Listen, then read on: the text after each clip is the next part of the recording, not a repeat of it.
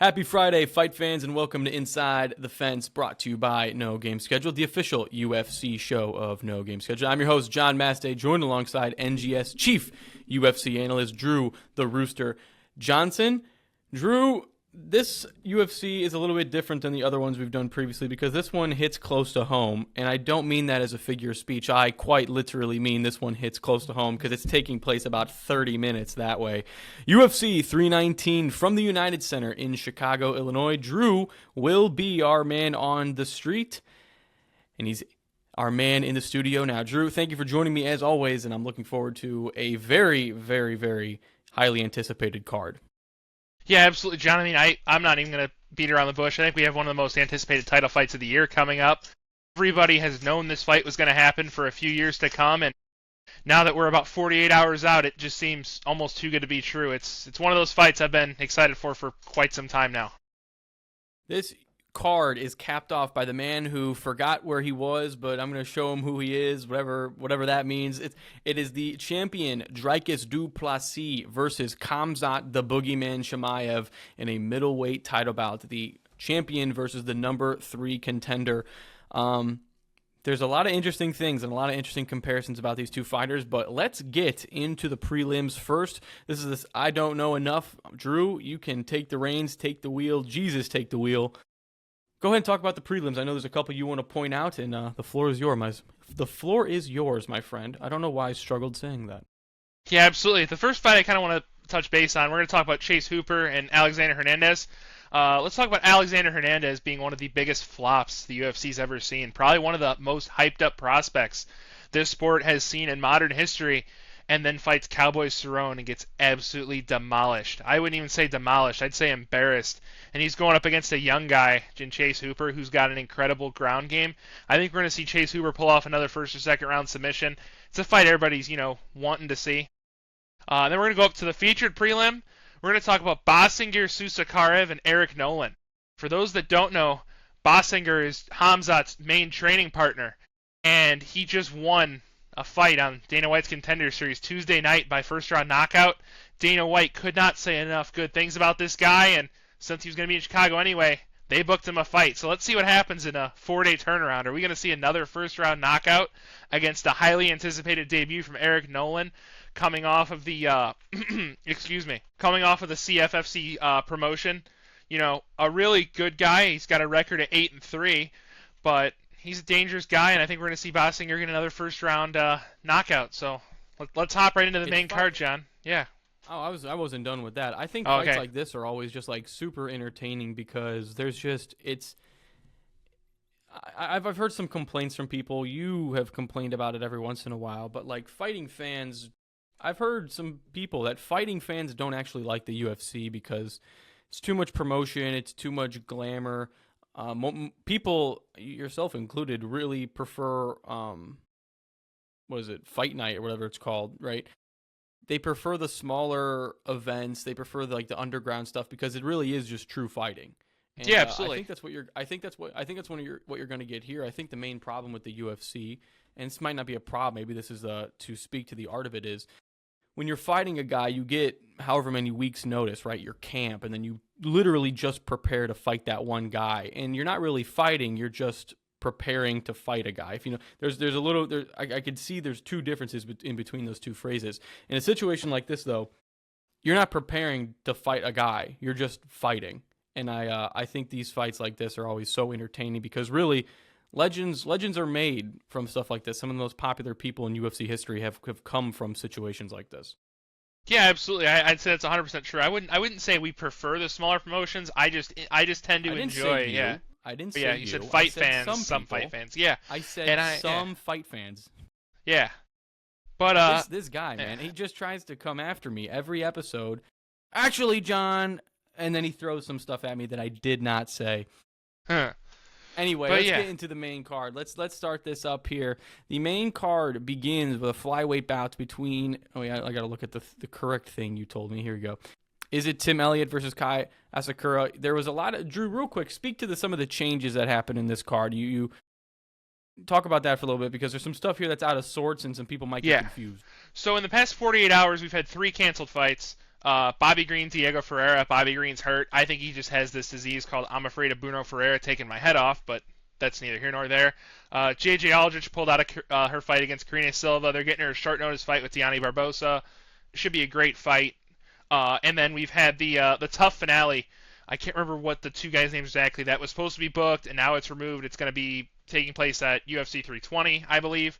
But it's just been about a mess of booking and canceling. So the UFC website's just been all out of sorts all week. So let's get into this first fight, though. This Tim Elliott versus Kai Asakura, the number 11 contender versus the number 15 contender in the flyweight bout. This is an important fight. Every time you get a situation like this where you get these guys who are very low on the rankings, this is your opportunity to move up finally, or at least to make a relatively good name for yourself. So let's talk about this fight for a little bit. Drew, who you taking here, and what can you provide for this? I'm going to jump right out and say I'm going to take Kai Asakura, probably by way of a late finish, most likely knockout. People were riding the hype train high on Kai Asakura when he came over from Rizin, and his first fight in the UFC was against Pantoja for that flyweight belt. And a lot of people, and myself included, kind of, were like, you know what, he's not that good. But then we realized that Pantoja's just been beating everybody. And I think this is going to be Kai Asakura's second chance to go, you know what, I'm going to go in there with a somewhat dangerous veteran, and I'm going to prove that I belong here in the UFC. And that's what I think we're going to get. No disrespect to Tim Elliott, but he's 38. He hasn't fought in 2 years, and he's fighting a young contender that's got a lot of power at 125. And I see Kai Asakura just putting on a striking clinic until he inevitably gets his hand raised by a decision or by way of a late finish. Tim Elliott coming into this fight 21-13-1. Asakura coming in 21-5-0. Elliott winning his last fight, but like you said, Drew, it's been quite some time, and he's severely disconnected from it. Asakura losing his last fight as well. I'm going to agree with you. I think Elliott, he's at that age that just fighters, they just don't, no one survives. No one beats Father Time. I mean, absolutely no one. You can go for as long as you can, but eventually you're going to plateau or hit a wall. It's one of those two things. And I think Elliott is just getting to that point. You're talking about a guy who's a little bit younger, a little bit more driven in Asakura, and that's who I'm going to go with in this fight here. Let's move up to the middleweight bout between Jared Cannonier and Michael Venom Page. Drew, this is one of the UFC fans love Page. They love him. They love MVP. But is that kind of dissuading people? Are people seeing this fight clearly? You know what I mean? I think people are seeing this fight clearly. The thing is that we've seen MVP fight at two weight classes in the UFC. We've seen him make his debut at 170, but he fought Shara Magomedov at 185. And when he fought Shara, I remember him being about a plus 250 underdog and going, he's going to be able to pick Shara apart, and Shara's not going to be able to hit him because of how lanky and fast he is, and I could not have been more right. Don't get me wrong, I absolutely love Jared Cannonier. He's got incredible power at 185, but I feel like this is going to be another instance of you can't hit what you can't catch. For that reason, give me Michael Venom Page. The guy's got incredible power, he's got speed, and he's lanky, and despite not being a true middleweight, he does have about a 3-inch reach advantage on Jared Cannonier, which is pretty amazing for a guy that usually only fights at 170. Plus, he's going to be about 4 inches taller than Cannonier. And when you combine that range with, like I said, that speed and that power, I see Michael Venom Page winning a decision here, probably 30-27 across the board. By decision, you say, and you're assuming. Here's my question to you, and this is kind of where I'm going to look at the fight here. Michael Venom Page obviously has the reach, and we've seen this a lot, especially come weight classes. You're talking about a weight class like this at 185. A guy's 5'11 versus a guy who's 6'3. Cannonier is more compact, right? If you just look at photos of him, he's built like a tank compared to Michael Venom Page. Page a little bit, obviously, quicker, significantly faster, and that comes with muscles, everything. Is this a situation where Page is kind of in trouble? Like, he's in danger of, he has to stay away, because if he gets caught, yeah, that might be it. I agree. That might be completely it. Is this a situation where, are you picking Michael Venom Page straight out to win by decision, or is this a situation where it's either Cannonier by knockout or Page by the distance? If Cannonier is going to win this fight, give me both sides of this here, because I think I see this as a pretty even split fight here. I agree that the odds makers don't have this fight right. I think it's split, but I think it's either be Cannonier by knockout or Venom Page by decision. I don't think Cannonier is going to be able to, beat up Venom Page for 15 minutes. I think that he's going to have maybe one or two chances in that fight to land a clean shot, and he better put Venom Page out with that one-punch knockout power that we all know he has. But like I said, I see Michael Venom Page being able to keep up the pace, and especially only being 3 rounds, being able to just move around from Cannonier, because like we've seen Cannonier in his fight against RoboCop, where I thought he lost the first 2 rounds, and then here he comes out with just a absolute knockout. But like I said, he usually takes a little bit to get going, and in that time, I think Michael Venom Page is already going to have him figured out with the range and the speed, and that's going to be fight. It's going to be Page by decision. This is a situation where I think this fight would be a lot better if it was 5 rounds, because 3, I feel like you're not really getting the full meat and potatoes of what a fight between these two guys would be. I'm not going to make a pick because I think this one's actually split. Like you said, you think the odds makers have this one direction. I think this is a pretty split fight. It's just 2 very different fighting styles, and it's going to be 2 very different strategies. And really what it comes down to is can Cannonier do what he wants to do in this fight? If he does, I think it goes his way. But if Michael Venom Page can obviously get away from him a little bit, I think it goes his way. Let's move up to a welterweight bout. The number 11 Jeff Neal versus the number 12 Carlos Prates. Once again, odds are all over the place throughout this entire week. We can't offer that to you today.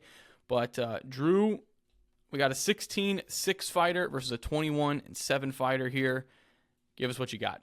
Give me the Nightmare Carlos Prates, one of the guys I got to meet at UFC X. I've watched a lot of his fights before he came to the UFC. Probably right now. UFC fighters, if there's any UFC fighters listening or watching this show, and you're trying to figure out what can I do to have Drew pick me, every UFC card, just meet him in person, and he will pick you every single time. And every single UFC fighter Drew's ever met in person, he has taken. He's never gone against a single person he's met ever. Just a quick thing I've noticed there. Go ahead, Drew. Absolutely. I mean, I watched Carlos Prates' UFC debut and knew this guy was going to be something special. He trains with Caio Borralho out of the Fighting Nerds in Brazil, and the left hook he has, if it lands clean, is putting anybody in this division out. It's not even up for debate.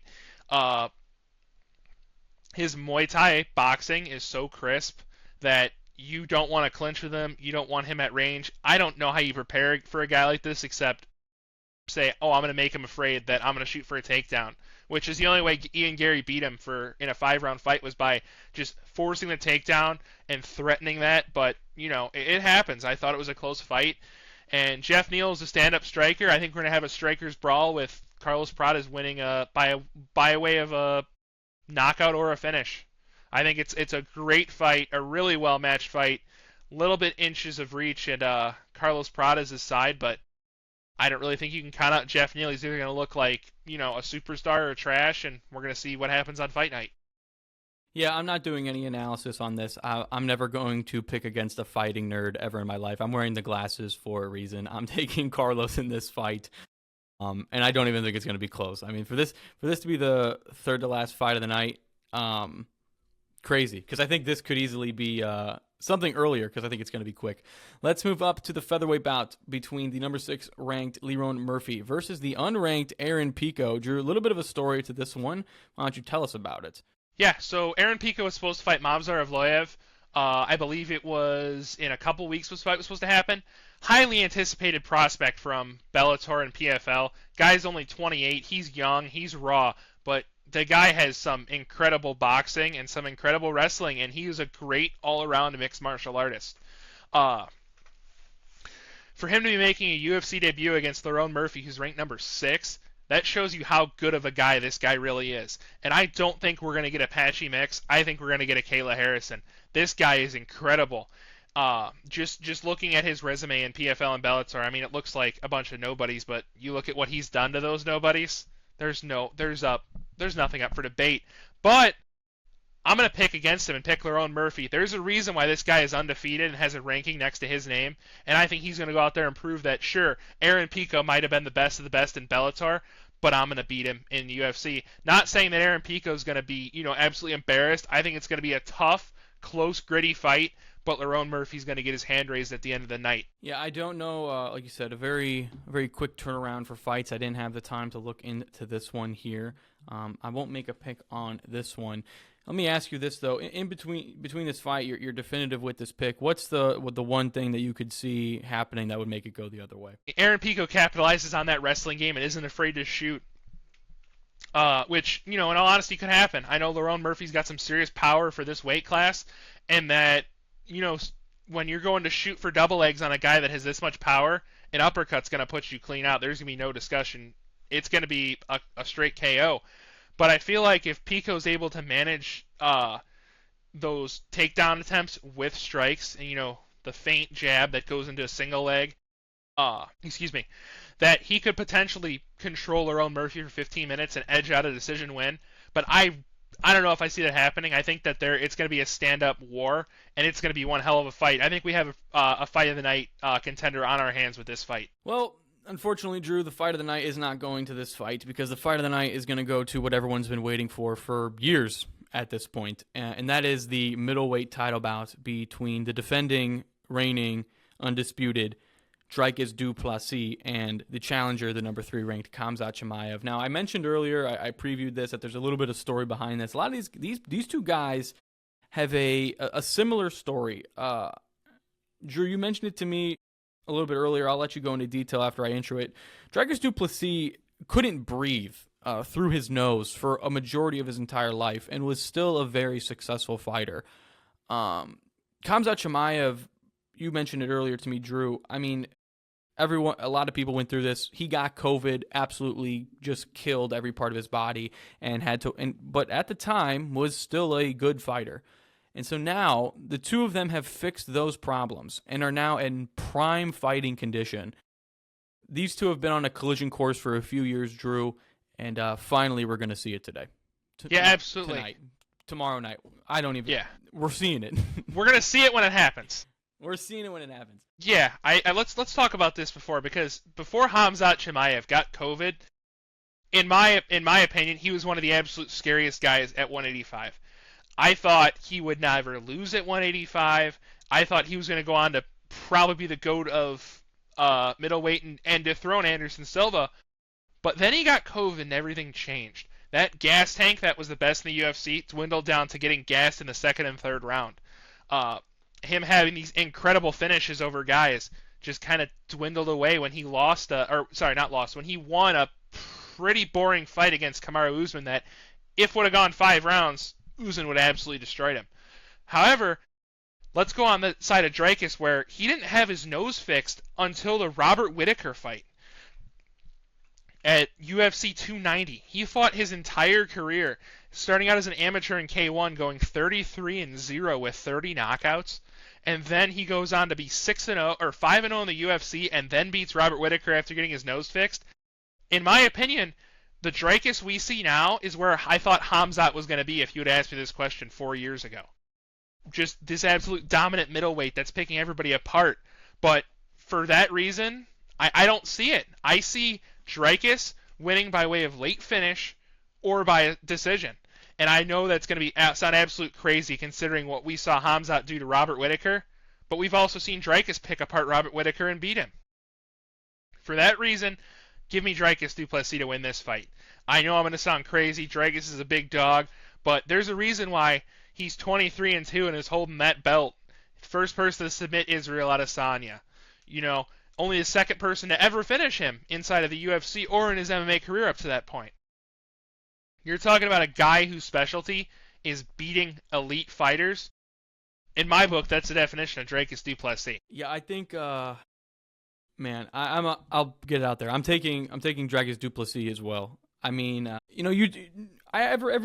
let some folks in on the behind the scenes here. Everyone knows I'm just an above average fan of the UFC. So coming into these recordings, I mean, every week I gotta prepare as much as I possibly can. I ask Drew to, we essentially go through this episode 3 times before we actually press record. It will be either in Drew's pool, whether on Discord we'll get together. I have to do a lot of work to catch up with this show, and a lot of the stuff that I've seen, it talks about how Dricus doesn't even have a fighting style. He just throws, it's like that Moon Knight meme. It's like random bullshit go. That's Dricus Du Plessis, and that's what everyone says about him.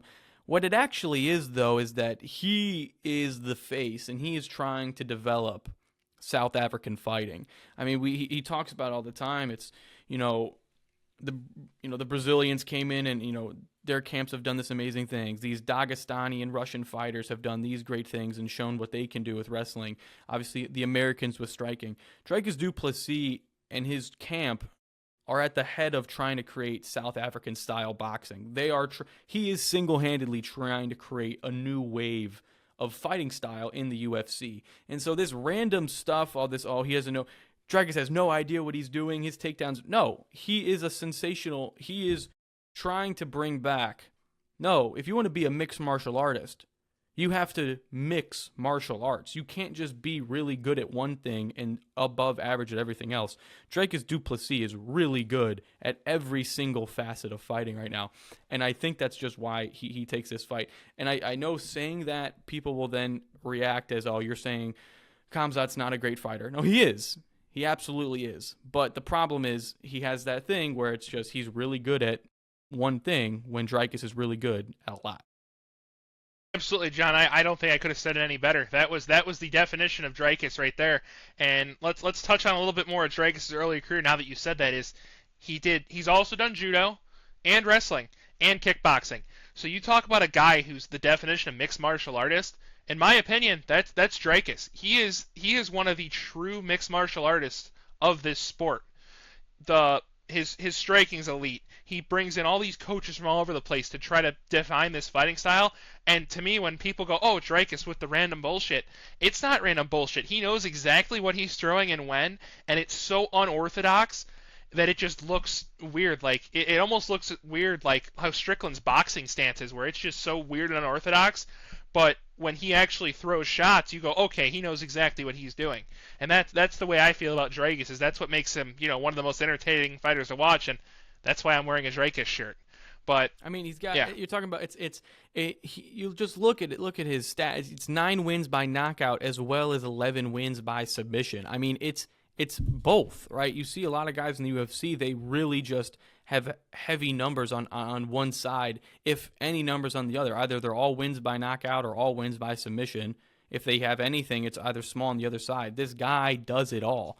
And I could sit here and I could talk just as much as I possibly can about Khamzat. The problem is I just don't think he wins this one. I think there's a reason. I mean, not that long ago, we were talking about Israel Adesanya and Sean Strickland being some of the greatest fighters in this weight class's history. This guy took them both down. He took Strickland down twice. Yeah, and he went 25 minutes with Sean Strickland, which there's not a lot of people that can go 25. No one does the only other person to do that was Paulo Costa, and he lost 50-45. And Strickland just picked him apart. Paulo Costa's a guy that's one hell of a guy in this weight class. He is the dark horse of 185, and Strickland flat out embarrassed him for 25 minutes.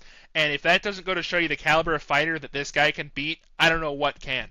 You talk about, let's talk about that Izzy fight again. Going into the round where he got that submission, I didn't have Izzy winning a single round on my card. And to see Izzy going into a late round like that without winning a single round was something I've only seen twice before, was that loss against Jan Blachowicz and that loss against Sean Strickland when he was so dazed and out of it that, let's be honest, if it wasn't Izzy in that fight, every ref would have called that fight. But hey, that's neither here nor there.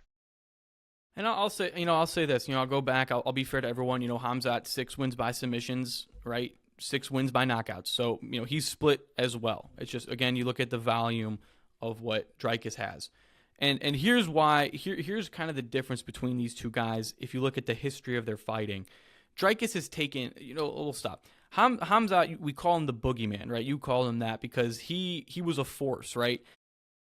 He was taking the reason Khamzat has earned this title and this aura around him is because every single guy in this weight class who you thought was like, this guy is like the next thing. He's going to come up and take this next big step.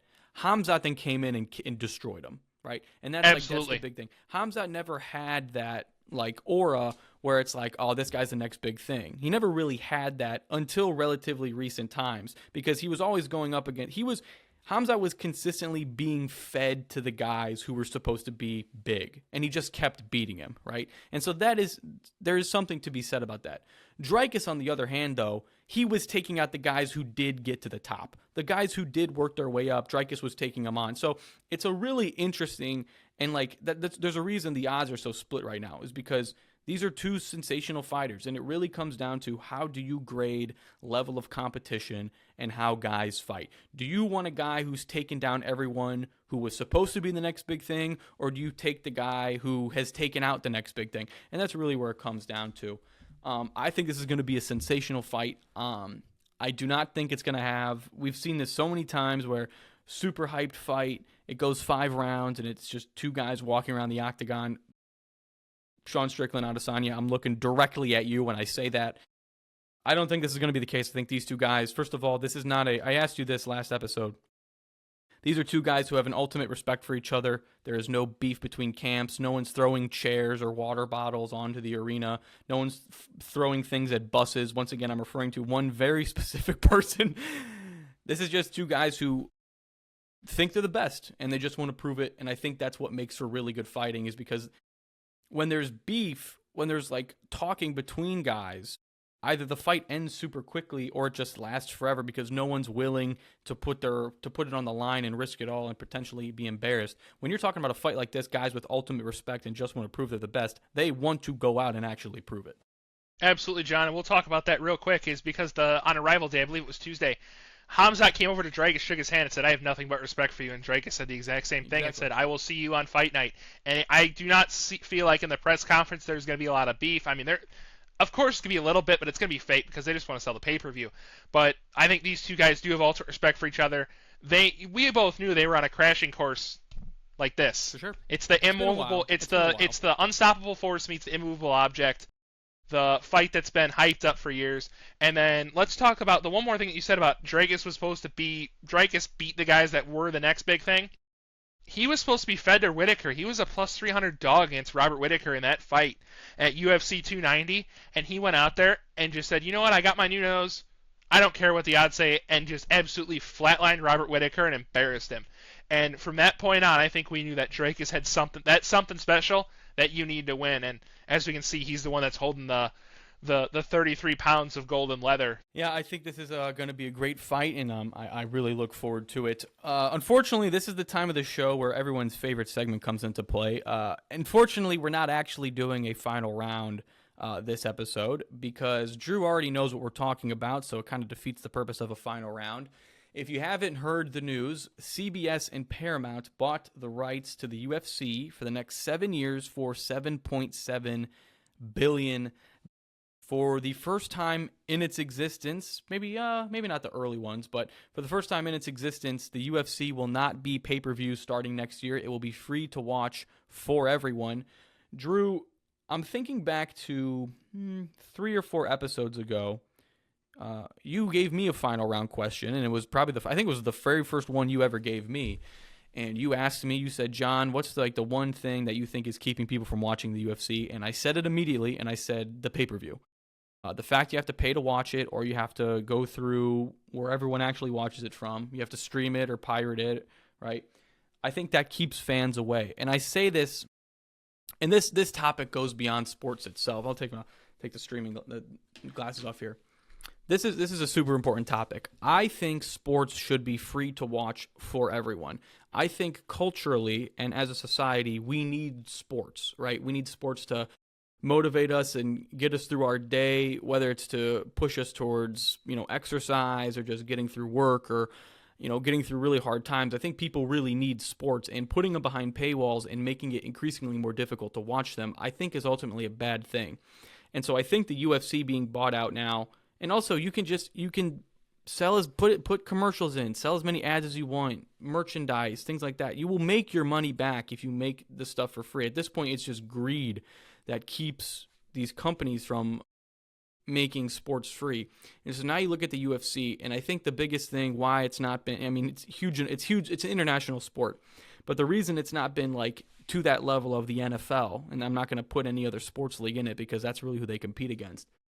I think the UFC now has an actual chance to be at that NFL level, because now that's going to be available for everyone to watch at all levels.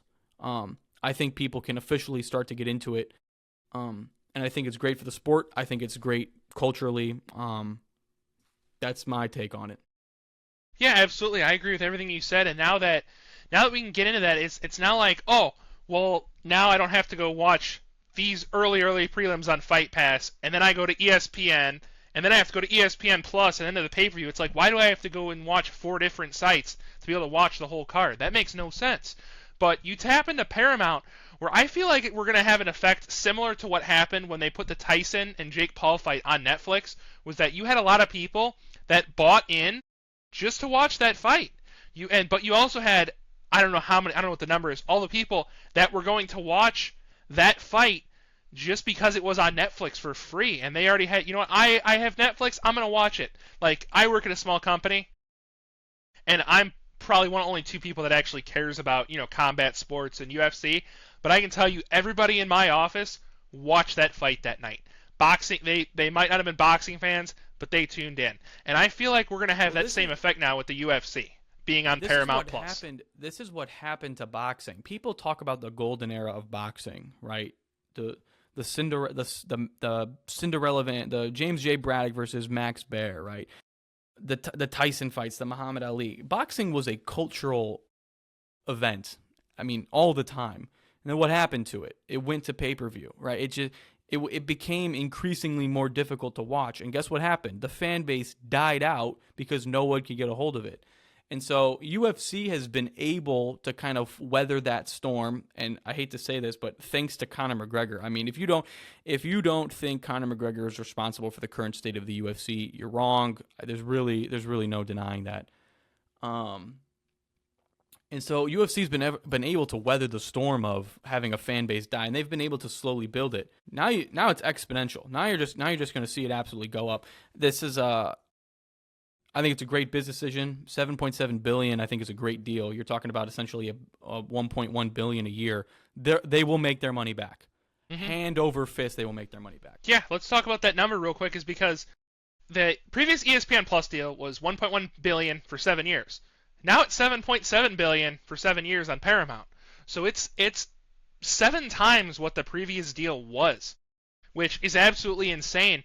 Also, and you want to know what, real quick, let me say this. I want to point this out. ESPN streaming sucks. Oh, it does. I can't watch it on half the TVs here. It's bad. It's bad. It's just bad. That's 100%.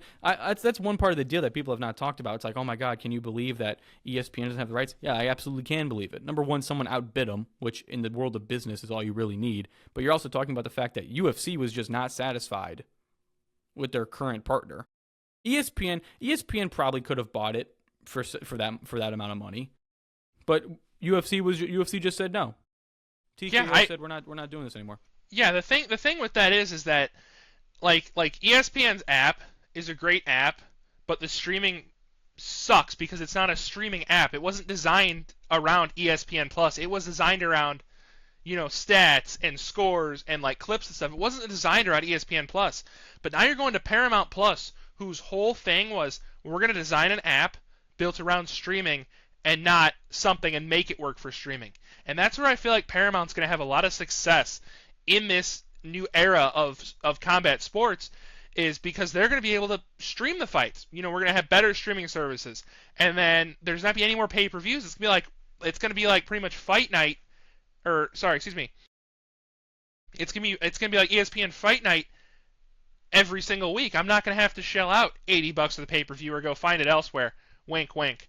And then let's also talk about it going on CBS, is that with bringing CBS in, people that don't have Paramount Plus and have regular cable are going to be able to watch fights, which is something that we haven't seen on a consistent basis since before the Strikeforce brawl with the Diaz brothers. And that's why CBS said, we will never put combat sports on TV again because of what these 2 idiots did.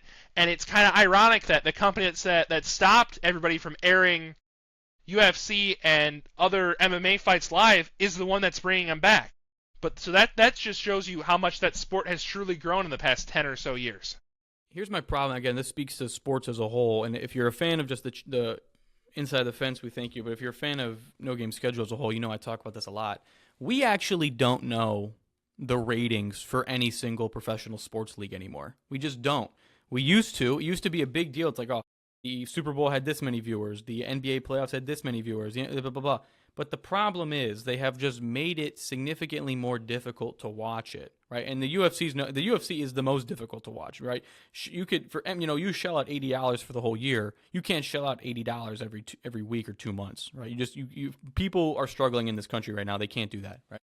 So what I'm excited for is we're actually going to get to see a realistic number for how many people are at. No one is gonna illegally stream it anymore.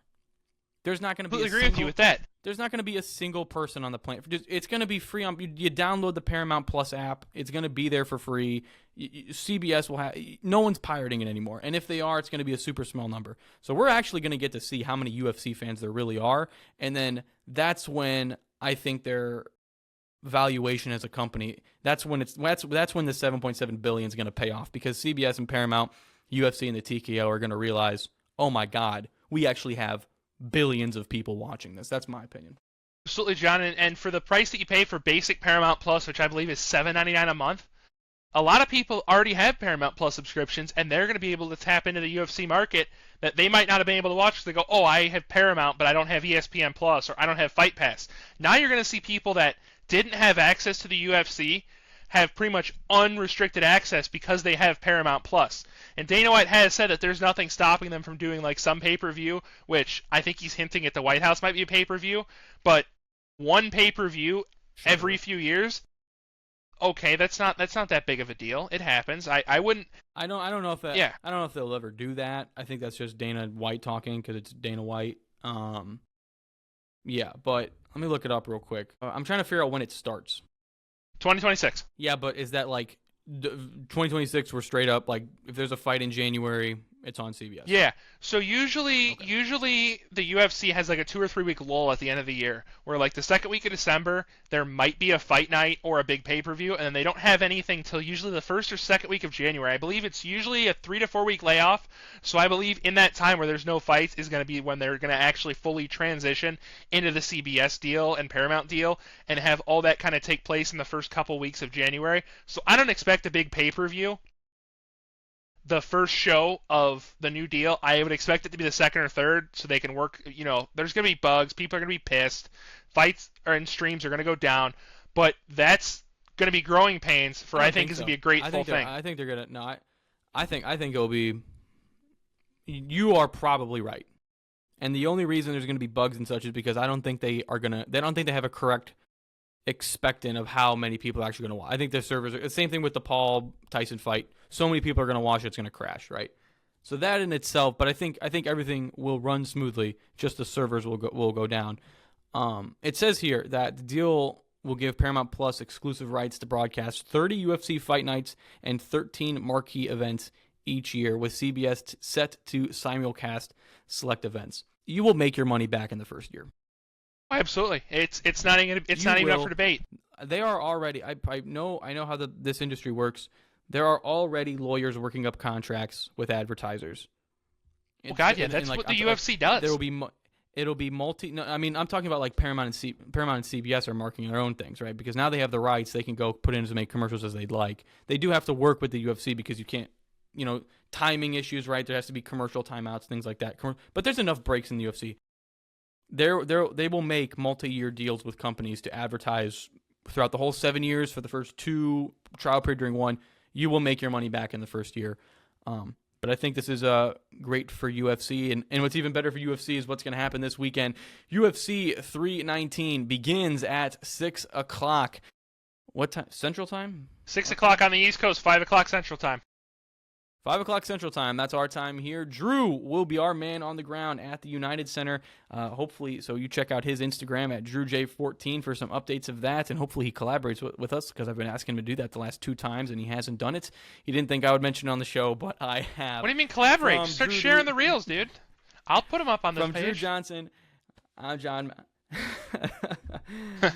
As always, fight fans, thank you very much for watching. Enjoy wherever you're watching, even though we know where you're watching.